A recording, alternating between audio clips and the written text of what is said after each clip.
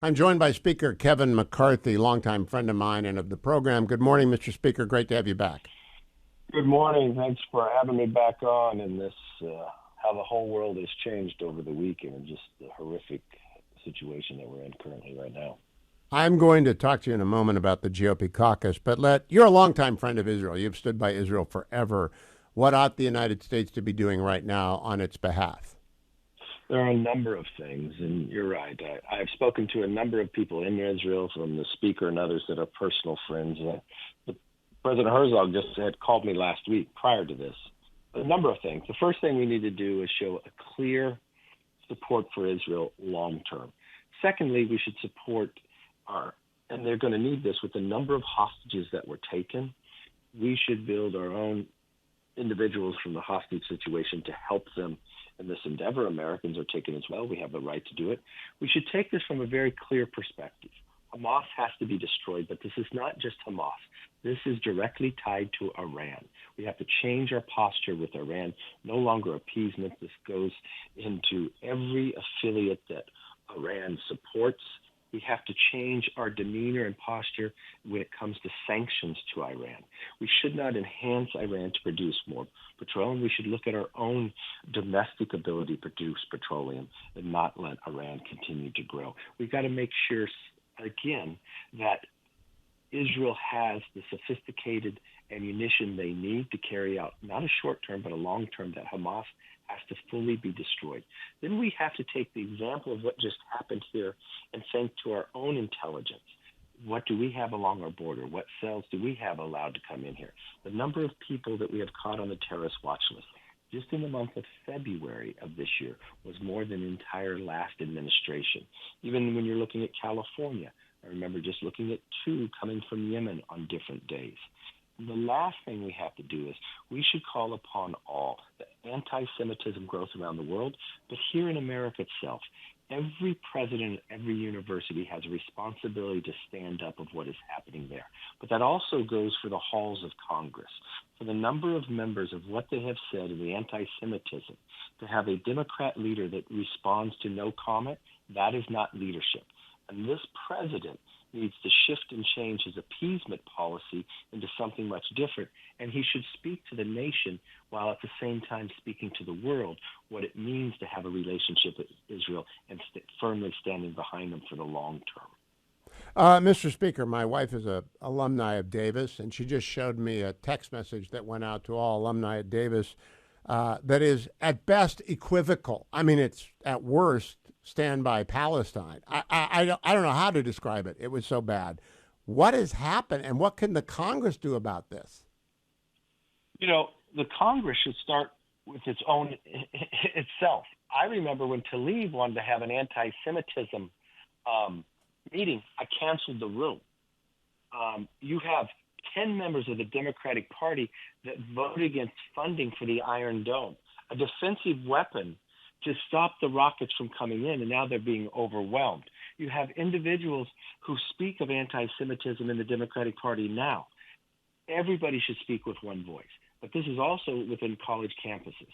This is why Congress should actually be acting on this, and it should be a 5-part plan, from our own ability to help, from our own ability to look at our own intelligence, for our own what's happening on our border, from our own energy production.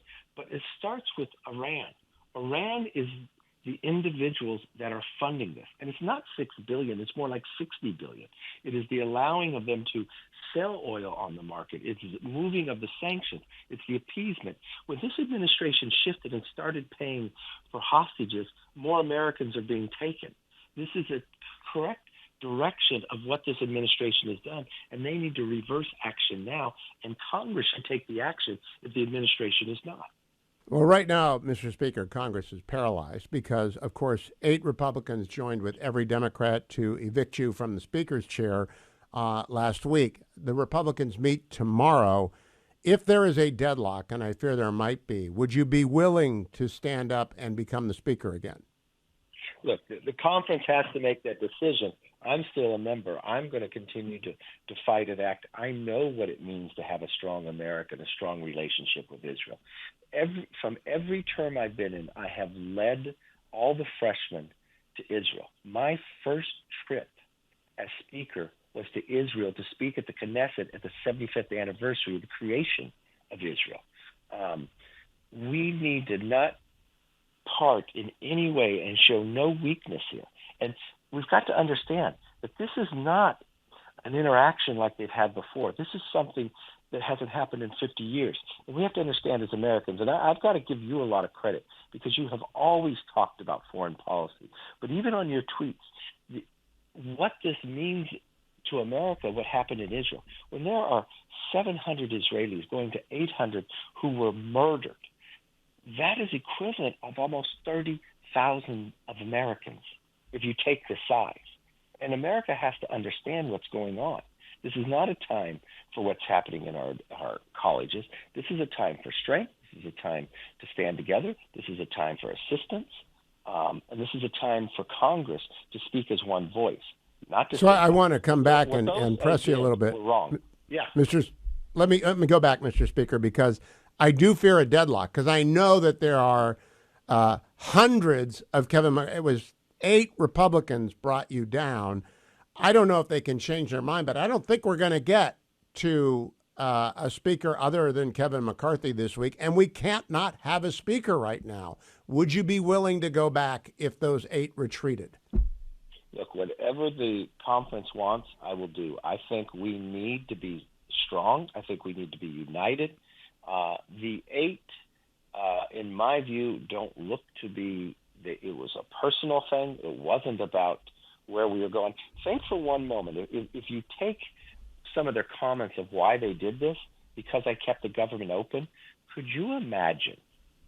They're the ones that stopped appropriation bills from going forward. They're the ones who voted against the continuing resolution that secured our border and cut spending. They're the ones who wanted a government shutdown. We wouldn't be paying our troops while we're putting out a carrier strike fighter there. Our 30,000 American men and women in our armed services in the Middle East wouldn't be being paid right now. I mean, what weakness would we be at? Well, I know one thing, Mr. Speaker. Yeah. If we had shut down the government, we would be blamed for the intelligence failure that led to this massacre. We did not shut down the government. We still had an intelligence failure. But if we had, you would be blamed for the intelligence failure. Yeah. So don't just look to the 8. Also remember what the Democrats did. The Democrats made the same political decision that Matt Gaetz and Mace did. This is a Gaetz, Mace, Hakeem Pelosi decision. They thought, let's pick politics over the best what's for America, right? They think, take Kevin off the playing field so they could try to win a majority, instead of wondering what the rest of the world's going to look at and wondering whether the government should stay funding again. That is the difficulty that we have in Washington. It's the moment in time for adults in the room to show leadership, put partisanship aside, and do what is best for this nation. And I will never back away from my decision. I put America first, and that's what I'm going to continue to do. Mr. Speaker, Matt Gaetz, we don't have to spend any time on. I think he escaped from the Wuhan lab with the virus. But Nancy Mace, I want to talk about Nancy Mace because you got her elected. I had her on this show. I have the tape. I have the receipts of her thanking you profusely for getting her elected. What was that all about? I'm not sure. I spent more than $6 million, supported her in the primary, supported her in the background, supported her when Trump went away. He says I didn't keep my promise. He talked to her chief of staff, which I called, tried to deal with her. He said I kept every single promise. If you look at the last bill we voted on, it was her bill. If you look at her rape kit bill, it was passed. She said I didn't bring a balanced budget up. She didn't introduce it till September 17th, 18th. We're sitting in October. So, I mean, I don't quite understand. It might be the same drivens that they just want attention. They've got to stop that. The attention has to be on the American citizens, not on their own person. Mr. Speaker, 2 of the people who started the ball rolling are Dan Bishop and Ralph Norman. They backed away because they knew it was insane to throw you out. But I still blame them. I counted as a gang of 10. Are you being more generous to them than you are to the other 8? Look, I know the world in which I serve and live. I just wish they would find the damage. This is the only place conservatives have a majority, and we have a small majority, a 5-seat majority. But look how much we accomplished in a short time frame. You want to look to the Senate? When they did a debt ceiling, we had the largest cut in American history. We also got work requirements. We also got NEPA reform for the first time in 40 years. We've been doing appropriations, what they haven't had done in the past. We've had the Parents' Bill of Rights. We passed the bill to make us energy independent. We passed the most conservative border security bill in the history. We increased funding for the military at the same time that we cut the spending. I mean, and then every step of the way, this little gang would stop appropriation bills from coming and then say, I didn't do the job. Well, it's all 218 that has to do it.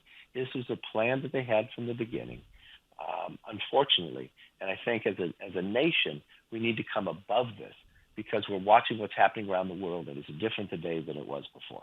Mr. Speaker, can you tell people, we've got a minute left, what you would have been doing this weekend as one of the Gang of Eight had you not been removed last week? What would have been different? Because we don't have a Republican speaker. We don't have a speaker.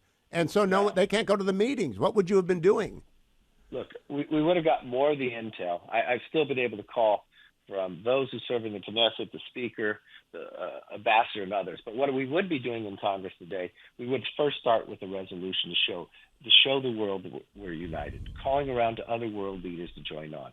We would be looking at our own intel and our own border. We would be going through and making sure that any high-tech ammunition that Israel needs and any resources for Iron Dome and others, we would pass that to make sure we'd be able to go. We'd look at our own domestic ability for energy to make sure Iran. We'd look at sanctions against Iran at the same time to send a really clear message that even if the Secretary of State says, well, he doesn't have any clear evidence, Iran says they've done it.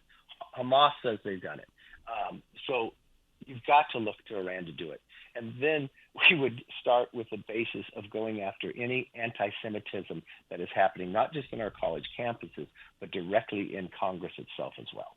Mr. Speaker, thank you for joining me. I'm glad to know that if they say, Kevin, will you come back, you'll say yes. And I appreciate your willingness to do that. That takes a large-souled person, and I appreciate everything you have done and I think will continue to do in the Congress. Thank you, Speaker McCarthy. Always a pleasure to talk to you. Thank you.